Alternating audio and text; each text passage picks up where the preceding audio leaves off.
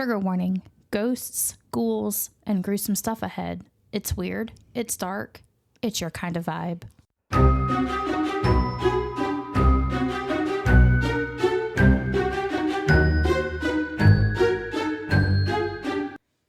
Welcome to Haunted and Homicidal, the podcast where true crime meets the paranormal. I'm Lauren. And I'm Courtney. Every week we uncover the terrifying, the twisted, and the totally unexplainable. Lock your doors and grab your sage. Because things are about to get haunted and homicidal. Hey guys. What's crack-a-lackin'? Oh wait, we started. Yeah. I'm trying something new. Oh, okay. I was like, I don't know what we're doing. We're recording. Well, welcome. Are you new here? Hello? Hello? Okay. So how has your week been? Well, yeah. Yeah. It's been long. Long week. Yes. Long week. I agree. I was in the hospital on Saturday from a spider bite, and I had to get it lanced, and lidocaine fucking sucks. Ooh. It burned so bad. I was coming up off the bed, and the doctor was like, I need you to stop moving. I'm like, it burns. She said, I told you it was going to. Like, what do they expect you to do? Like, if you just lay still and all that shit's going through you? I guess so. Yeah, so that's not fun. I have to remove the packing today, which I am not looking forward to. Scared to death that it's going to hurt or it's going to be like one big gaping. She had to cut, she cut it pretty deep and like a lot. It was like a big slice. So, Did she get anything out? A little bit. I think I'd gotten most of it out before I went in, because I took like the little poker pimple popper things and stabbed it, and squeezed it. But my concern was that it was almost the size of a softball on my leg. So I had to, needed antibiotic. And the antibiotic is fucking horrible. It gives me a headache. It makes me dizzy and nauseous. It's not. My sister had to get one for her spider bite. An antibiotic? Mm-hmm. Yeah. Yep. So. And then apparently her tetanus shot was out of date, so she could get another tetanus shot. When did I? I think I got a tetanus shot when I had cat scratch fever this time last year. Yeah, because I guess they're only good for 7 years. 10 years? 7 to 10 years, yeah. So hers was outdated. But we're going to go ahead and get into today's murders. I am going to be covering the Cleveland torso murders. And I'm going to say up front that it is unsolved. Torso? It's just a torso? Yeah. Mm-hmm. All they find are torsos? Mm-hmm. Oh. Yeah. So, okay. This was called the Mad Butcher of Kingsbury Run, and it is, like I said, officially unsolved. Kingsbury Run is a prehistoric riverbed running from the flats to about East 90th Street in Cleveland. It was a dark and dangerous place due to the Great Depression, and it doesn't seem like it's gotten too much better, at least not since until the 1950s at least. The killings are characterized by dismemberment and disposal of the remains in an impoverished neighborhood in Kingsbury Run. Most of the victims came from an area east of Kingsbury Run called the Roaring Third or the Hobo Jungle. So they were pretty much homeless people? Derelicts of society, yeah. Lived in shanties. We'll get to that. Okay. Known for its bars, gambling dens, brothels, and vagrants. The official number of murders attributed to the Cleveland torso murderer is 12, but recent research shows it could be as many as 20. That's a lot. Possibly more. The 12 confirmed were killed between 1935 and 1938. There were 7 men and 5 women. They were all dismembered and decapitated. They all seemed to be transient or derelicts living in shanty towns on the fringes of society. You telling me they haven't been able to find nobody? Mm-mm. They have theories, but they could never prove it. Oh, that's nice. I actually have a book on it up there somewhere. Oh yeah, you do have books. The dismemberments were carried out with surgical precision, which led to, investigating policemen to surmise that the murders were committed by one singular person rather than multiple people. And that person, they suspected, had a significant knowledge of anatomy. That person had nothing better to do, apparently. Yeah. I mean, it's reminiscent of, like, Black Dahlia, which... we talk about in this case also a little bit, and we'll cover Black Dahlia later on. The police department put detectives Peter Marilow and Martin Zalewski on the case full time. They frequented the Run and the Roaring Third, often dressed as vagrants while off duty, to kind of see like if anybody would approach them, you know, or if they could collect any information, because these types of people didn't often talk to police like that. They didn't trust them. Yeah. So they dressed up as their kinfolk and tried to get some information. By the time the case had run its course, the two had interviewed more than 1,500 people, and the department as a whole more than 5,000. And nobody knew nothing. Nobody knew anything, and this case is still unsolved. That's just great. Yeah, it's that's fantastic. It's weird. Some investigators, including lead detective Peter Marilow, believed that there were more victims in the Cleveland, Youngstown, and Pittsburgh areas between the 1920s and the 1950s. So they're thinking before and after these specific 12 murders happened, there were more that they're wanting to try to link to this person. The torso murderer always beheaded and often dismembered their victims. Most male victims were castrated. He said, okay. Yeah. Some victims showed evidence of chemical treatment applied to their bodies, making their skin red, tough, and leathery. Ew. The heads of the victims were usually mainly undiscovered. Like, they could never find the heads. That's why they're called the torso murders. What the hell did he do to the heads? We'll find out. Oh, God. So, because of that, it made the bodies very, very difficult to identify. Oh, that's especially in the 1930s. Like, DNA was probably not even a thought in anybody's head at that point. Yeah. And then they couldn't do dental records because there was no head. Couldn't do facial reconstructions because there was no head. Pressure from Mayor Harold Burton caused Elliot Ness to get more involved. Coroner Pears called for what the newspapers dubbed a quote-unquote torso clinic. And it was basically a meeting of the police, the coroner, and other experts to discuss information and to quote-unquote profile someone who could be responsible for these killings. Well, so in the 30s, I guess criminal profiling, quote-unquote, was probably in its infancy, but it was a thing because that's what they were trying to do. Elliot Ness was the leader of the Untouchables, which was a special agent group of the U.S. Bureau of Prohibition, quote-unquote dry agents, and he was serving as Cleveland's public safety director, which was a position with authority over the actual police department itself. He contributed to the arrest and interrogation of one of the prime suspects, Dr. Francis Sweeney, and personally conducted raids into shanty towns and eventually burned them down. Sweeney Dodd. See, I think this is the guy, in my opinion. Sweeney Dodd. And you'll find out why I think this is the guy. His reason for burning down the shanty towns was to catalog fingerprints and easily identify any new victims out of the area in an attempt to stop the murders. August 18th of 1938 at 12:41 a.m., Ness and a group of 35 police officers and detectives raided the homeless encampments in Kingsbury Run. 11 SWAT cars, 2 police vans, and 3 fire trucks rolled in. They gathered up 63 men, and at dawn, the officers searched the shanties for clues. Then, on orders of Ness, the shacks were set on fire and burned to the ground. We ride at dawn. The police did this. I know. To people's homes. It's a quote. I know.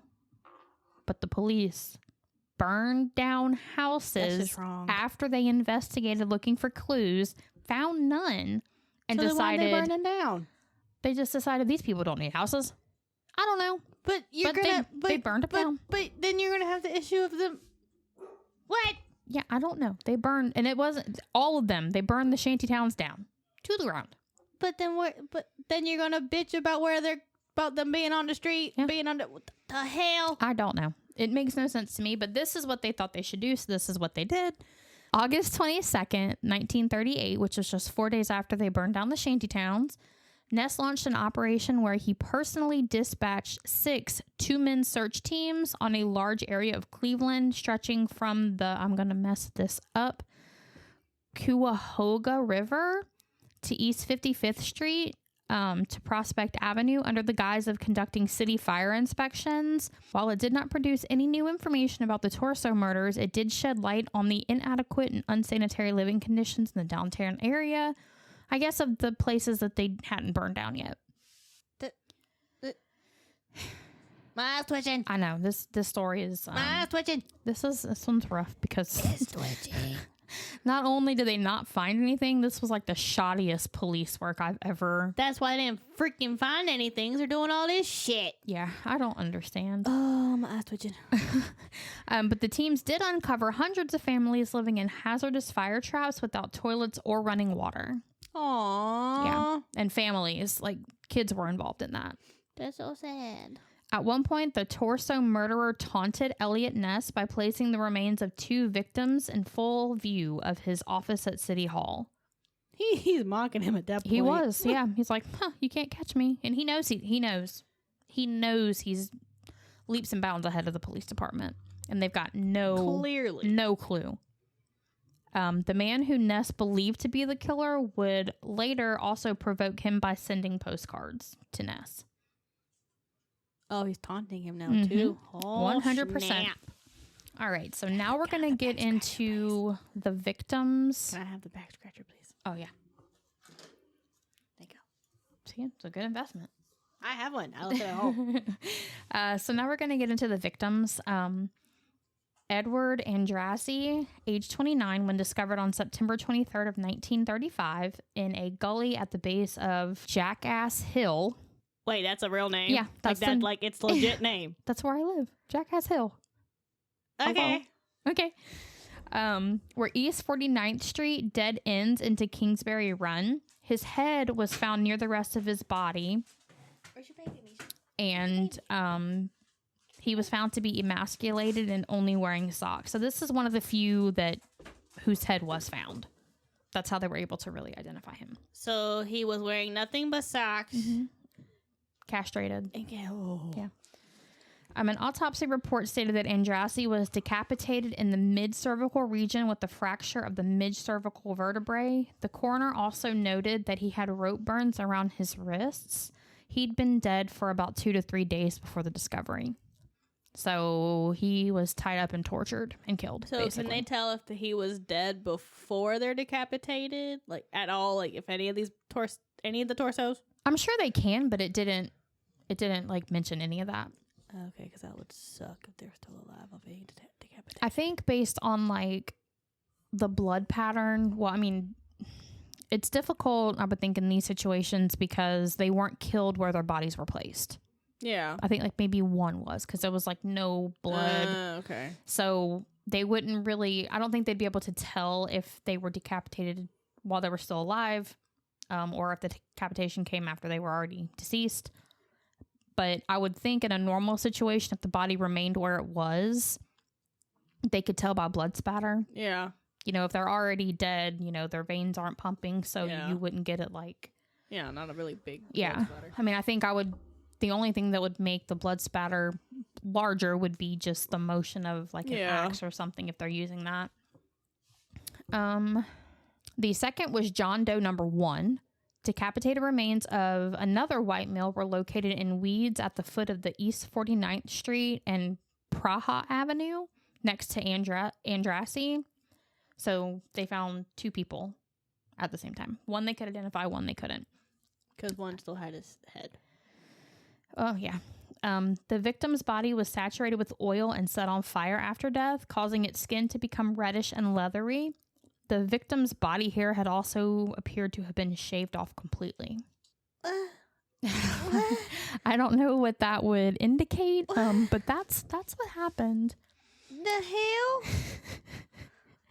The third, Florence Polillo, age 44, when she was discovered at 2315 to 2325 East 20th Street. She was found dismembered and had been wrapped with paper and packed into a half-bushel basket, but her head was never discovered. Wait, so then how do they know who she was? I'm not sure. It doesn't say. Oh. Some they could still identify, like missing people or whatever, like okay. if maybe they had a tattoo or like something okay. like that. Yeah, that makes sense. Okay. The autopsy report stated that her cause of death was a slit throat. Due to no head, the coroner could not definitively rule her death a homicide. So if this she ain't got no head, how you gonna know it's a slit throat? Because she has no head. They cut her off at the throat. So they're assuming that losing her head is what killed her. So she would have been. Yeah. So, I mean, this one, they're saying she was still alive when the head came off. Because that's what killed her. Yeah. Yucky. Number 4 is John Doe number 2. He was killed June 5th, 1936. A decapitated torso of an unidentified man was located between the New York Central and the Nickel Plate Road tracks next to an old freight shed in front of the Nickel Plate Road Police Building. The head was found near the Shaker Heights Rapid Transit tracks. The body was nude but unmutilated and found only about 1,500 feet away from the head, where there was no blood on the ground. So again, it indicated that he was killed somewhere else and the body was dumped. A rail worker testified that the head was not in the vicinity at 3 p.m. that day, and an eyewitness described seeing a late model Cadillac close to the crime scene at about 11 p.m. that same night. Wait, so even with his head, they couldn't tell who this was? No. I guess nobody claimed like missing persons. Nobody knew of anybody. Dang. But yeah, they couldn't identify that guy. So it sounds like the body was dumped and then like hours later the head was dumped. It might not even been his head. It could have been someone else's head. It might not have been, but the likelihood of that at this point probably is slim. Unless he's really taunting them, be like, you know what? I'm going to give you mixed victims. Yeah. I mean, and that, that makes me physically nauseous. Oh, goodness. Physical evidence of the decapitation suggested it had been done while the victim was alive, and the autopsy report stated that the body was drained of blood. The head had been cut off between the first and second cervical vertebrae. There was no evidence of drugs or alcohol in the victim's system, and nothing to suggest that he had been tortured or bound before being killed. The victim had 6 tattoos and was dubbed the Tattooed Man. So even with that, and they did post, I think they posted pictures of him, and I want to say he's like in a museum somewhere. Not him, but like a body replica. Oh, okay. That's yeah, and nobody has ever been able to identify him. Oh, wow.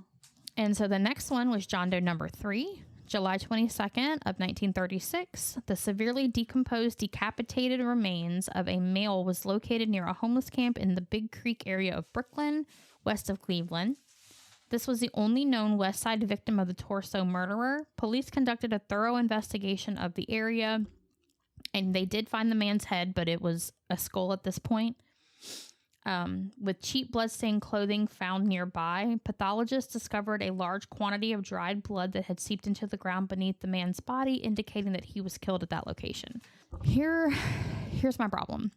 The torso murderer, not one thing other than the decapitation or the removal of the limbs is consistent with this guy. Some he killed elsewhere. Some he killed on the spot. Some he left the heads. Some they never found the heads. So are they really sure it's one person? I don't know. Because at this point, it sounds like it was like a group of people. And one of them could have been like copycat killers, you know? So yeah, they never fucking find out. So, but again, sometimes the MO is to have no MO. That's true. You know, if you have several murders, which most of the time they are very consistent, they follow a path. But if you don't want to get caught, you can make each murder completely different. So this outside of like the decapitation and whatever. So this guy, girl, whoever, person really would have had to know what they were doing. Mm-hmm. Yep. They like had this shit planned. Oh yeah, for sure. The advanced state of decomposition made it impossible to get any fingerprints, and searches of missing persons reports were unsuccessful. So this is the main reason they weren't able to find a lot of people or identify a lot of people. Either just the fingertips or the fingerprints were not viable, or there were no missing person searches. So they kind of chucked them to the side and just said, well, okay, bye, move on to the next. Of course.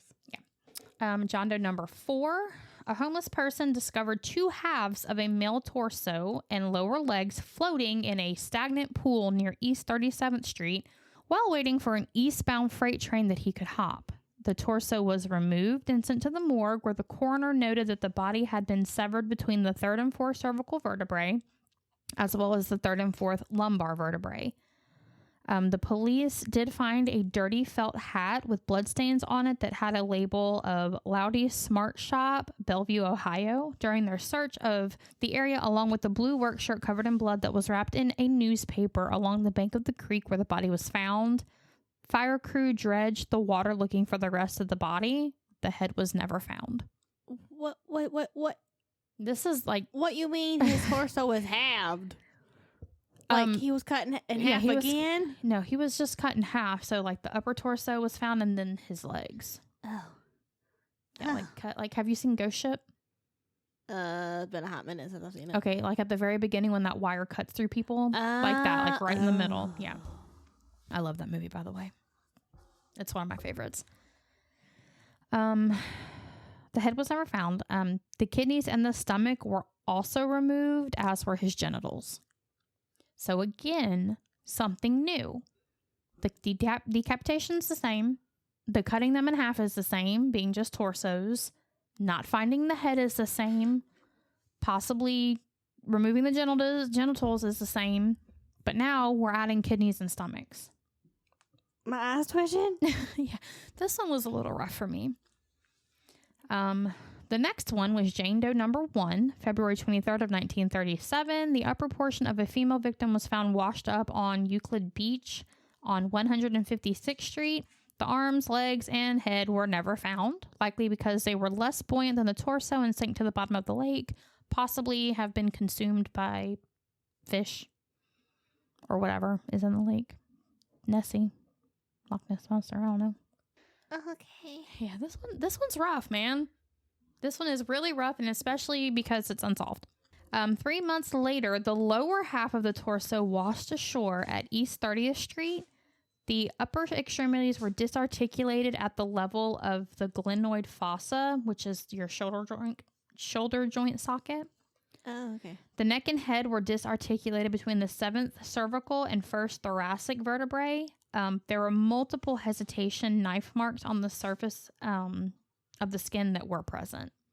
So he struggled with this one. He struggled with this one. Okay. Which again, I don't know. So either this one was a copycat, or he knew this person and was having issues. Possibly, or he was just trying to throw the police off. That too. Because he was taunting and teasing Ness, the lead detective, and twitching. I don't know this. It's confusing, like really confusing. Considerable water and gravel had been found in both pleural cavities, which is the lungs, indicating the victim was drowned before being dismembered. So again, another new thing. Okay. Yeah. Jane Doe number 2. I don't know if it's June 9th or June 6th because I put June 96th. Of 1937, the body found beneath the Lorraine Carnegie Bridge lying in a rotting burlap bag along with the newspaper from June of 1936. Partial skeleton of a female who had been dead approximately 1 year. Tentatively identified as sex worker Rose Wallace, who vanished August 21st of 1936, but it was never confirmed. So that's why they're saying Jane Doe, because they couldn't confirm that it was Rose. I'm going to go with yes. I mean, it could be. John Doe number 5, July 6th of 1937. The upper portion of a man's torso wrapped in a burlap sack for chicken feed, plus his 2 thighs, were discovered floating in the Cuyahoga River in the Cleveland Flats just below Kingsbury Run. Head, internal organs, and his heart were never found. What? Yeah. You look real confused right now. I'm so confused. Yeah. Because at this point, he's just taking random shit. Yeah, and that's why I think... And just doing random shit. I think it probably wasn't one person. I think maybe they were working together.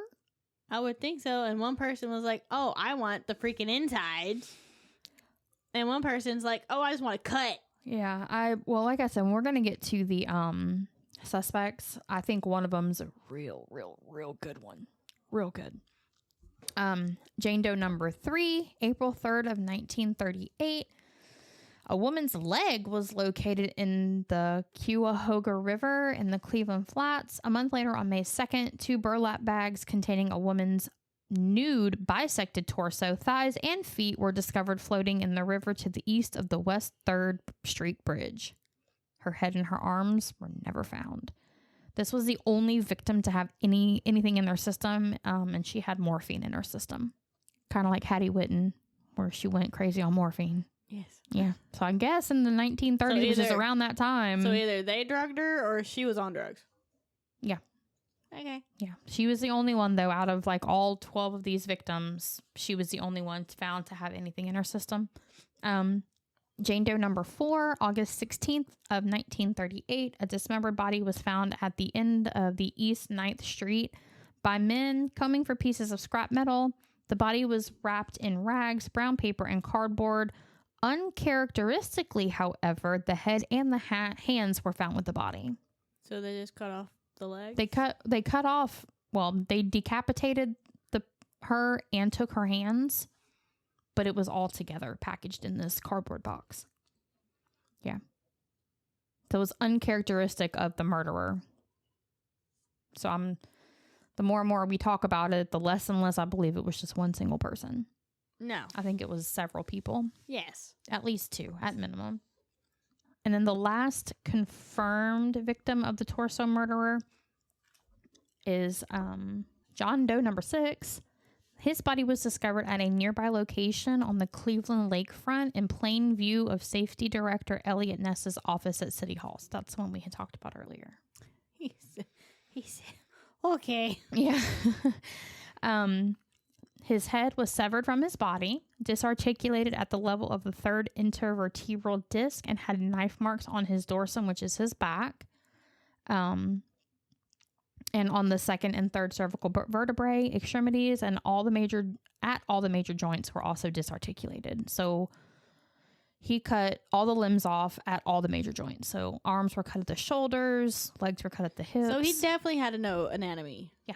That's what they're saying. They're thinking it, well, like I said, we'll get there. So these are possible victims. These were never confirmed to have been the same. Okay, so he would cut off the dude's junk, but they won't. Not everyone, not all of them, just some of the men. But they didn't cut any of the boobs or anything off women. He didn't do any of that. No. Oh. Yeah. Okay. Yeah, he wasn't like Jack the Ripper. He didn't cut the breast off or anything like that. He just castrated the men. Okay. Which, wondering if maybe it wasn't possibly a female. No. Maybe.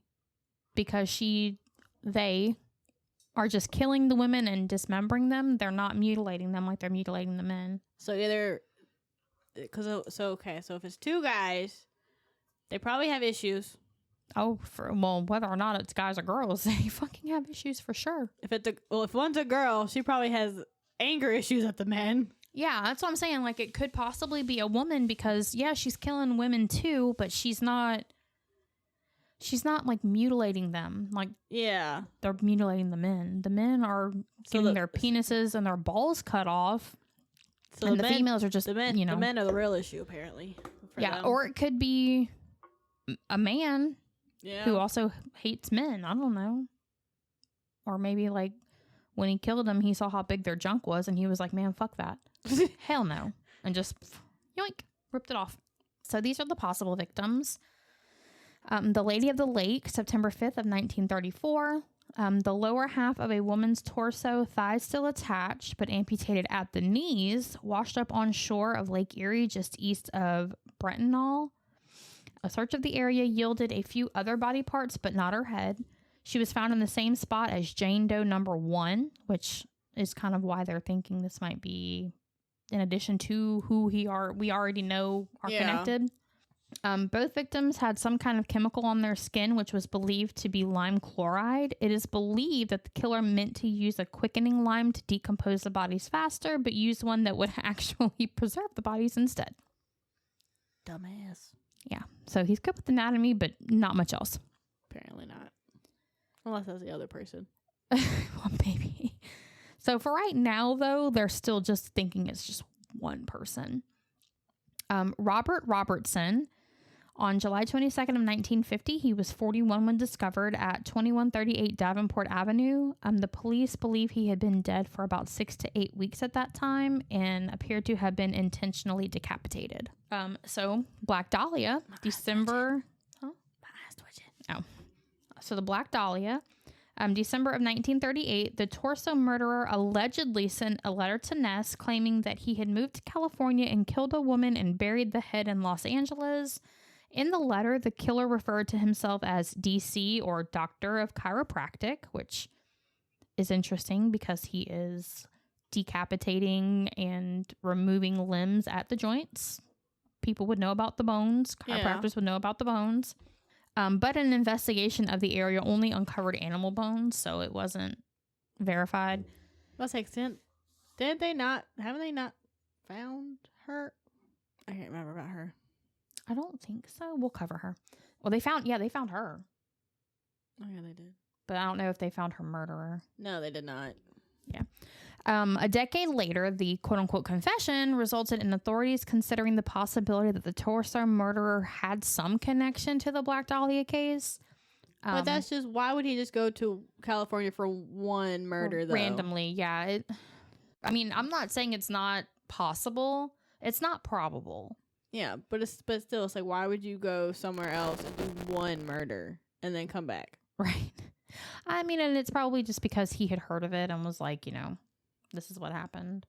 I don't know if he wrote it before or after the case hit national news. It doesn't say, but if it was already out, he's probably like, yeah, I'm going to go ahead and claim that one. Yeah. Because, it fit what he was already doing where he was. And it's, like I said, not out of the realm of possibilities, but going from Cleveland to Los Angeles to do one murder and then coming back just doesn't make sense. And he's probably like, oh, someone else is getting really good fame. He's like, let me say it was me. Yeah, right, exactly. Just like with Toole and Henry Lucas. Yeah. They claimed 200 and some odd murders, and they were only able to connect like 9 of them, 12 of them, something like that. So yeah. But for those unfamiliar with Black Dahlia, it was the bisected remains of 22-year-old Elizabeth Short. They were found in the unfinished Lemert Park housing development of Los Angeles on January 15th of 1947. Both Short and the torso murderer victims had been thoroughly cleaned after death, and a butcher knife was believed to have been used in both cases. However, Short was not decapitated, so it was just the torso with arms and head with her. Ultimately, there was no evidence to officially connect the two cases other than just being cut in half. What? I was just saying what she was doing. Being a brat. Misha's not a brat. Here she is. Between 1921 and 1942, 9 people, 8 of them identified, were found dead and dismembered in swamps around train yards near Pittsburgh, Pennsylvania. They were called the murder swamp killings. They were almost identical to the Cleveland torso murders, both of which were connected by a Baltimore and Ohio railroad line, which was enough to convince Cleveland investigator Peter Marylow that the murders were related. So, yeah.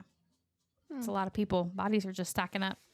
And here we go with the suspects. Okay, give them to me. Okay. One was, I don't think this guy did do it. I know he didn't do it. Frank Dolzel, a Bohemian bricklayer, was arrested August 24th of 1939. At that time, he was a 53-year-old Cleveland resident, and he was arrested by Sheriff Martin O'Donnell as a suspect in Polillo's murder, as he had lived with her for a short period of time and also had connections to Andrassy and Wallace. Wallace was the prostitute or the sex worker that they couldn't confirm it was her. Okay, his confession, quote unquote, big fucking quote, consisted of a bewildering blend of incoherent ramblings and precise details, almost as if he had been coached. So his confession sounded a whole lot like he was being told what to say. They did that a lot back then. Oh, yeah, for sure. They do it now. Oh, yeah. But they were like, really did it back then. Yeah, and there were like no repercussions about it. Before he could go to trial, though, he was found dead in his cell under suspicious circumstances. Let me tell you. This man stood 5'8", and he was found hung from a hook that only stood 5'7" off the ground. He was an inch taller than this hook. Yeah, that would not have... Nope. Mm-mm.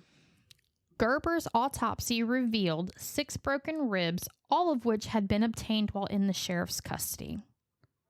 That man beat him up. He was beaten during his confession, before his confession, and while he was in prison. Because being 5'8" and having a 5'7", why did it get hot all of a sudden? And a 5'7" hook, yeah, he would have been standing. Exactly. He would have been an inch taller than the hook. There's no way. No way. No way. Got really warm all of a sudden. What the hell? He was later posthumously exonerated for any involvement in the Torso murders, though, so his name was cleared. Fucking a better been. Yeah, I know. Yeah, so he for sure was not guilty. Now we're going to go on to the man, or at least part of a possible group of people who I believe is probably the likely one. Because, yeah, that first one, no. No, not him. So this guy was named Dr. Francis Edward Sweeney. Sweeney Todd. Murdering people, cutting their throats. I don't think he hit anybody, though. But he didn't put them in pies. He just killed them. You never know. He could have. I mean, maybe. I don't know. Because they could have found some pieces. You know, the pieces that they didn't find, maybe. Could have been eating that. Ugh. I don't like cannibal stuff. Cannibal stuff freaks me out. And he's a doctor, so he would definitely know anatomy. For sure. He was a veteran of World War I who was part of a medical unit that conducted, guess what? It's the whole fucking unit. No. Well, maybe. But guess what he was doing in the field while he was in combat? Take a wild fucking guess. Cutting off limbs? Yep. He conducted amputations in the field. Oh, yeah, he definitely, yep. He definitely know what he'd be doing. But at one point, he suffered nerve damage from a gas attack. After the war, Sweeney became an alcoholic due to the PTSD, which that fucking sucks, no matter what. That does. From his warfare experience, and his alcoholism began in 1929. By 1934, his wife had said, "Fuck this shit, I'm out." Fuck this shit, I'm out. All of that could have made him go Lulu. Yeah, for sure. That's how it starts. Yeah, so, like... Hi, Misha. These they're thinking the murder started in, like, the 1920s, but the confirmed quote-unquote ones were a short stretch in the 30s. Wow. And if... 1934, his wife left him. What is it, Meeps? You need to go out? I don't have food for you, Mish. She said, "Bitch, why not?" I ate my food. You can't have my food. Honey. Just knocking everything. Give her a crunch. I don't have anything. You ran out of vegetables? Oh, yeah. ASMR moment. Come here. She loves them green beans. ASMR with Misha. Taking a little bit of a breather. Hold on 1 second. She said, "I'm walking away from the mic." She walked away. Yeah. I'm gonna have to hold it and let her bite pieces off of it. Hold on, we're gonna do an ASMR with Misha. Because Misha has to have her snack or she gets cranky.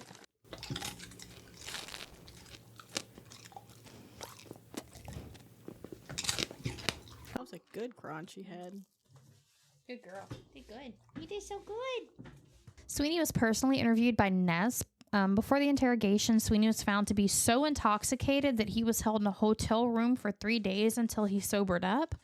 Under questioning, Sweeney is said to have failed 2 very early polygraph machine tests administered by the polygraph expert Leonard Keeler. And Keeler told Ness that Sweeney was the culprit. Ness felt there was no chance of obtaining a successful prosecution as the evidence was largely circumstantial. but also maybe most importantly because Sweeney was the first cousin of one of Ness's political opponents, U.S. Congressman Martin L. Sweeney, who had hounded Ness about the failure to catch the killer. So Ness did not feel like if he went after this person that he would be successful because his cousin was a congressman. And you know how that usually works with family. Oh, yeah, back then that really would have been like... Now, too. Shit. After Sweeney committed himself to a sanatorium for his alcoholism, where he remained for the rest of his life, the murders, guess what? They stopped? They stopped. Stopped. It's him. I'm telling you. I think so. It's him. Yep. When I was reading this, I'm like, this is just the fucking guy, man. He's a doctor. He knows what he's doing. His wife leaving him, all that. He snapped and was like, I'm going on a freaking killing spree. I think he was doing it probably before that, but then like it ramped up for a couple of years, where there were like those 12 people in like a 4-year span, But yeah, I think it's him. If not, and if it stopped after he put himself in that place. Oh. Right, exactly. I mean, there's so much stuff pointing to this being him, but they could never confirm it. We have an idea of a clue, but it is what it is. And here's some good news. In 2024, the Cuyahoga County, I know I'm saying that wrong. Sorry, guys, but that's just what it looks like to me. The County Medical Examiner's Office teamed up with the DNA Doe Project, which is a nonprofit organization specializing in forensic genealogy, to exhume some of the victims and use investigative genetic genealogy to identify them. So in 2024, they're trying to identify these people. Well, that's good. They began exhumation in July of 2024, so a year ago, with the goal of building genetic profiles and use genealogical methods to trace living relatives, hopefully if there are any, thereby restoring the victims' identities. The process has been challenging due to, the age of the remains, because these were from the 30s. Yeah. So, they're almost 100 years old. Yeah.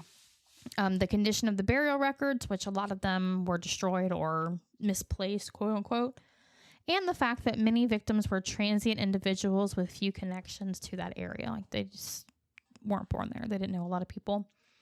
However, advancements in DNA technology and genealogical research do offer hope for solving these decade-old mysteries. As of right now, though, none of the exhumed victims have been positively identified. But Sweeney fucking did it. Okay. My eyes twitching. Yeah. Like I said, that one was rough, especially because, there is no fucking conclusion. You can form your own opinion on what you think happened and who did it, but we're never gonna know. So I have the Edgecomb County Killer, and that sounds like it's also unfucking solved. Yes. How do we manage to pick I don't know, similar things every single time? I have no idea. I don't know either, because we just close our eyes and point at something, and that's what we're doing for that week. And pretty much, yeah. That's fate, I guess. So, she is an unidentified serial killer in the surroundings of Edgecomb and Halifax counties in North Carolina. We have a lot of North Carolina stories too. I think almost at least half North of our Kakalaki. stories. We call it North Kakalaki. Why? I've never heard that. I don't know. That's what we just did when growing up. We call it North Kakalaki. Okay. Don't ask. It's a thing. Okay. Don't look at me like that. Well, I mean, how else do you want me to look at you? I'm really fucking confused. I've never heard that before. Because I'm not. Okay. Okay. So between 2003 and 2009, 11 women in and around Rocky Mount, North Carolina vanished. 11. Okay. All but one would eventually be found murdered. Some were dumped near Seven Bridges Road, while others had been left in rural areas around Edgecomb and Halifax counties. Well, I mean, I guess it's good that they found 10 of the 11 people. Yeah. Not that it's not good that they're deceased, but it's good that they at least found them. Yeah. Some kind of closure. All the victims fit a similar profile. They were all black with a history of prostitution and or drug abuse. Okay. So the people that are dying are derelicts of society, just like in the torso murders. Okay. Some of the victims have been found in the Seven Bridges Road in Rocky Mount, so the culprit was also known as the Seven Bridges Killer. Okay. One man was arrested and convicted in the murder of only one of the victims, while the rest of the cases remain officially unsolved. What? Yes. So, okay. Okay. Yeah. So we're going to start with the victims. Okay. So Denise Williams, which I'm going to butcher half of these names, so I'm going to go ahead and apologize. Yeah. Because I'm bad with names. All right. Denise Williams is a 21-year-old mother of two. She earned a GED from Edgecomb Community College, and according to her family, she dreamed of pursuing a career in telecommunications. Okay. When did this happen? What year? I'm getting there. Oh, okay.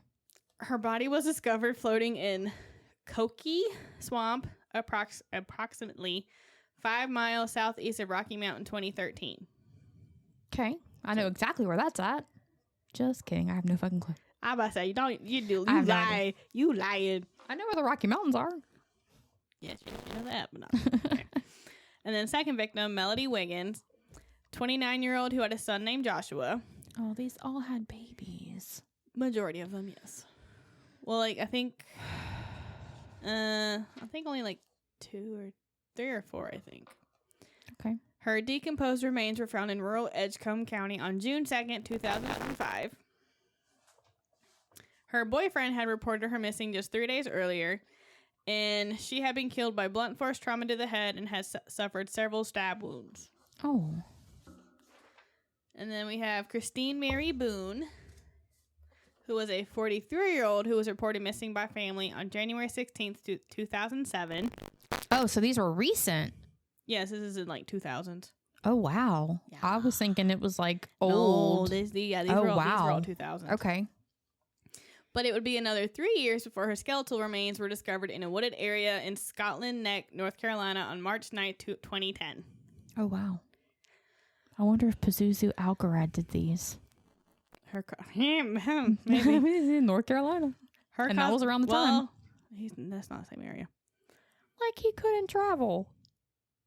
It's North Carolina. It's not like North Carolina versus fucking California. I'm just kidding. I know it's not Pazuzu. I was just saying.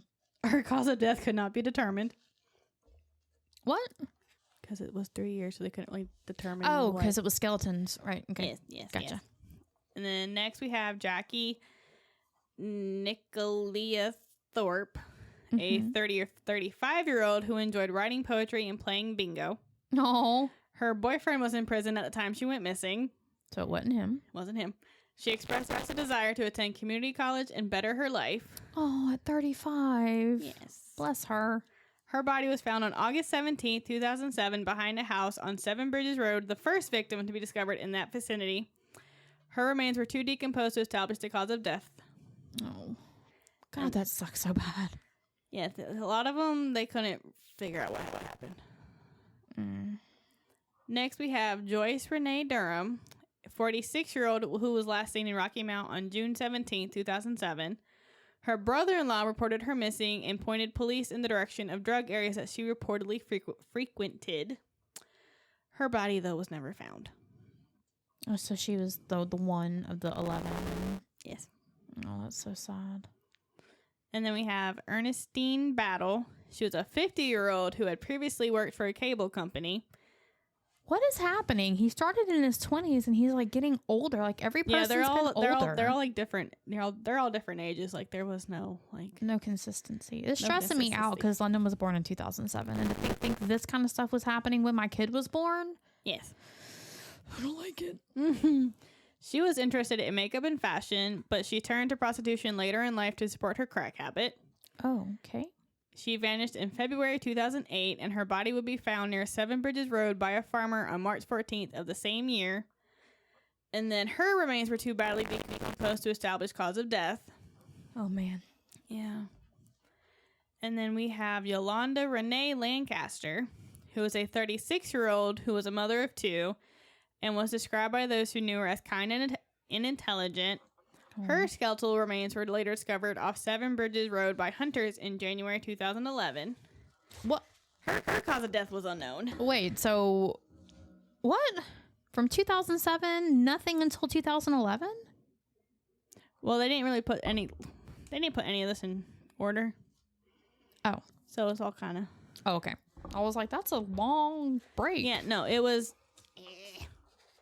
between 2003 and 2009, but then she was found in 2011. She was found in 2011. So 6 years he was killing people, pretty or much. somebody was killing people, pretty much. Okay. And then we have Elizabeth Jane Smallwood, who was a 33-year-old who was described by a friend as having been a very nice person. Aww. But many aspects of her life and background remain a mystery, and she was no longer in contact with her family, so she was never reported missing. Oh, God. Yeah. Her body was found close to a soccer field near the Nash-Edgecomb County line. A soccer field where I'm sure kids play. Pretty much. Oh, Jesus. And experts believe that it may have been there for up to a year before being discovered. Oh, my God. And she was also the sister of serial killer Robert Smallwood. Who, what? Yeah. So he strangled three women to death in Lexington, Kentucky from 1999 to 2006. But yeah, that was his sister. And he was arrested at this time, though, right? Yes. Like he was incarcerated? Yes. So it couldn't have been him? No. Okay. But yeah, that was that. Yeah, they made a note to put that was his sister. Okay. Mind blown. I'm about to butcher the rest of these names. Taraha Shanice Nicholson was a 28-year-old who was a mother of one. She had gone to rehab in the past, trying to recover from her addiction for the sake of her son, but unfortunately was unable to. Shortly before her murder, she expressed a desire to get clean and quit sex work. Oh. She was reported missing on February 22nd, 2009, and was found dead on March 7th of that year near Seven Bridges Road. Okay, hold on. So I know you said all of the women that were found were like on drugs. Were they all sex workers also, or did it really say? Yes. They were all with a history of prostitution and or drug abuse. Oh, either or. Okay, gotcha. Yeah. And then her autopsy revealed her cause of death to be strangulation. Okay, so we've got, 2 people now who actually have a cause of death?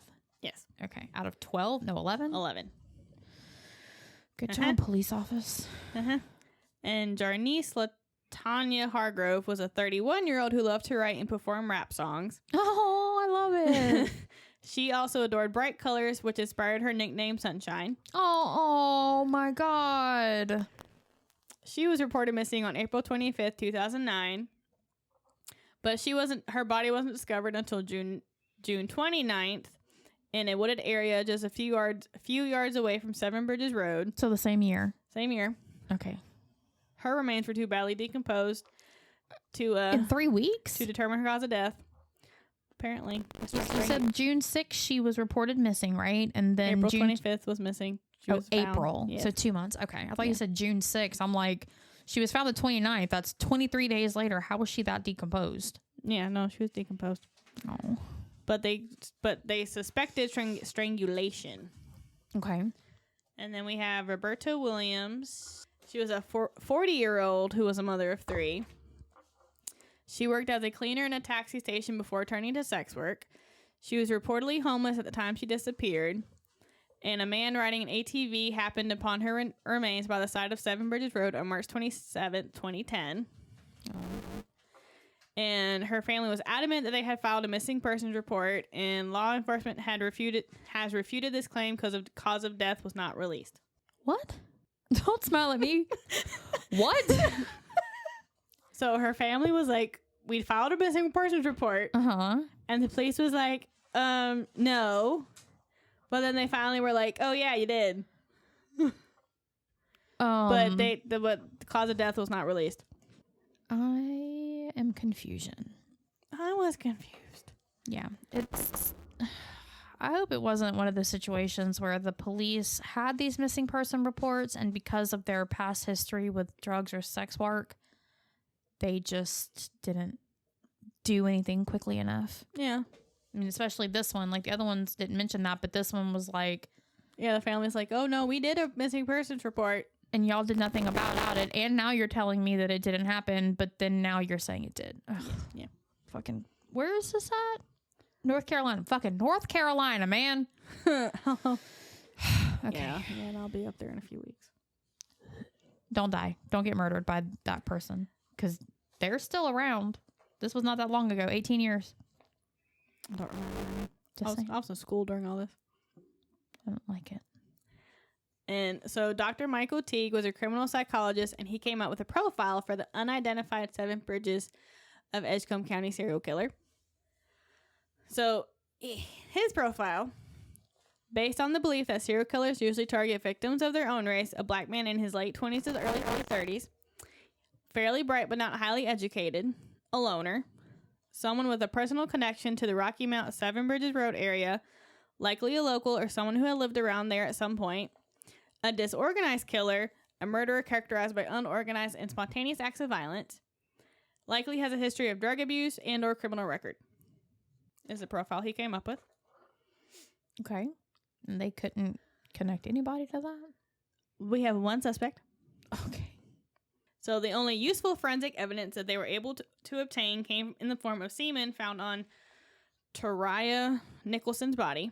Okay, so you didn't mention it, but were these 11 women also sexually assaulted before they were murdered? It never said. Oh, okay. Well, this one obviously would have been.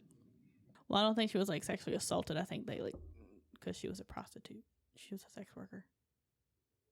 Well, I know, but is the semen, quote unquote, supposed to be the killers, or? That's who they're going with. Then she would have probably have been sexually assaulted. I don't know. It didn't say. Okay. So DNA analysis led them to a local man named Antoine Pittman, who was 31 years old. Okay. They arrested him in 2009 and charged him with her murder. Okay. All right. So here is his little backstory. Okay. Hold on. Let me get situated. I need to be ready for this.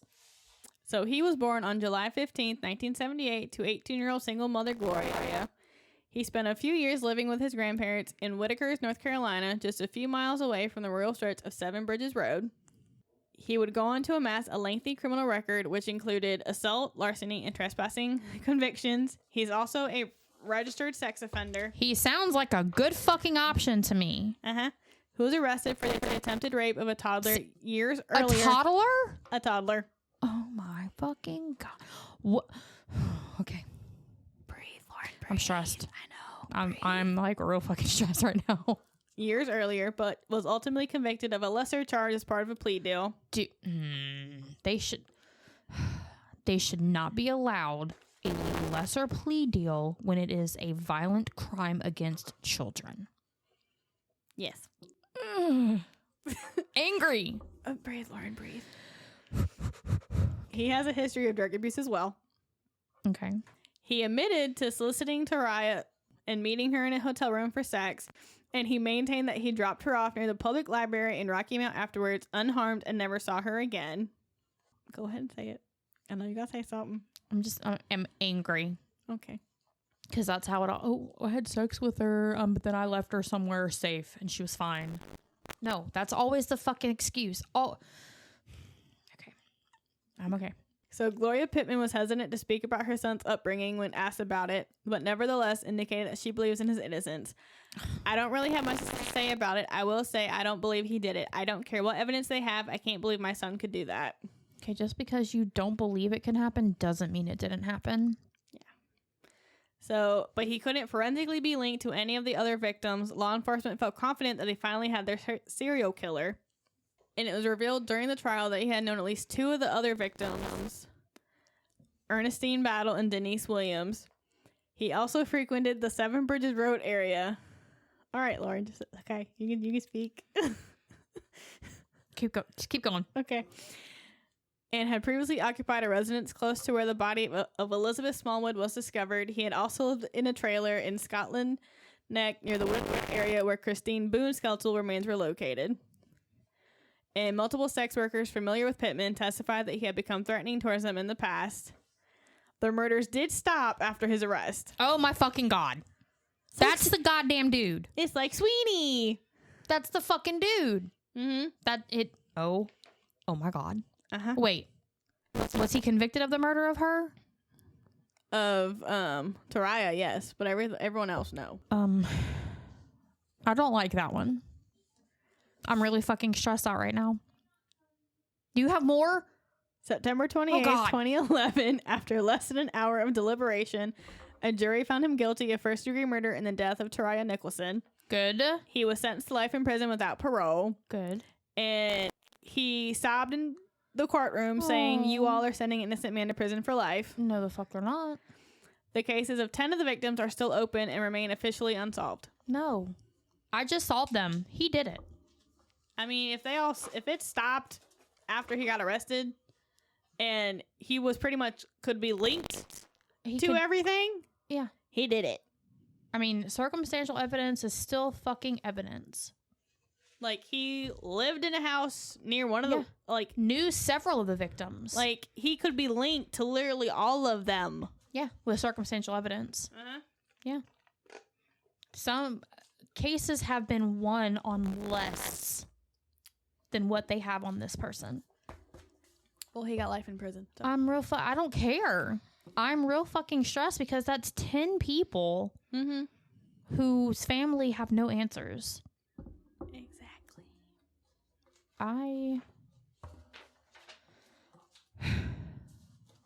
We need cake.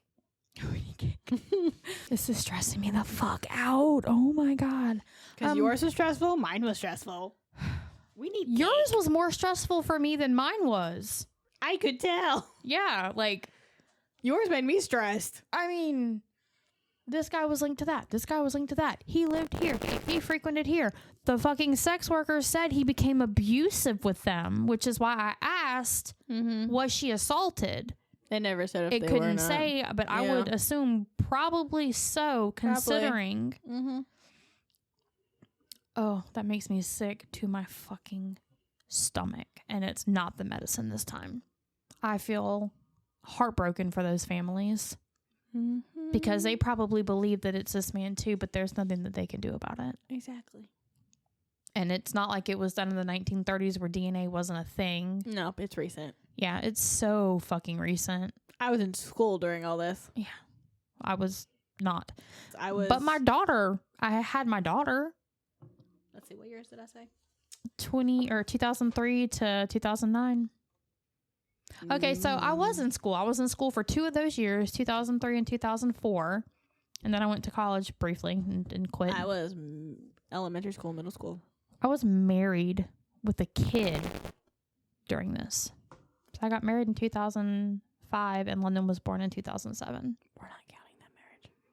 We're not, but the point is, like, whatever. Ugh. Stressful. I'm switching. Yeah. So thank you guys if you were able to get through that, because these were very, very difficult for us to talk about today. Man. Okay. Well, we do thank you for being here today with us. You can find us on Facebook at facebook.com/haunted and homicidal. You can visit our Patreon at patreon.com/haunted and homicidal. We will eventually have a website, I promise. Slowly but surely. Eventually. I work full time. I've got kids and I just don't have the time to put into looking for the right one right now. So hopefully soon. Because like to have somebody do it's like $400 and I can't justify that right now. So that is what our Patreon is going to be for. If you guys want us to have a website, please donate. Please. Obviously, when you guys are listening to this, leave comments if you want to, but only if they're nice, because I'm not going to tolerate mean ones. Okay, thank you. No bullies. No bullies. I mean, we're not for everybody. Yeah. I mean, I'm okay with that. I've got to be okay with that. I'm okay with that in my personal life. I am not for everybody, and I know it, and I do not give a flying fuck. The right people come to me. Point blank, period.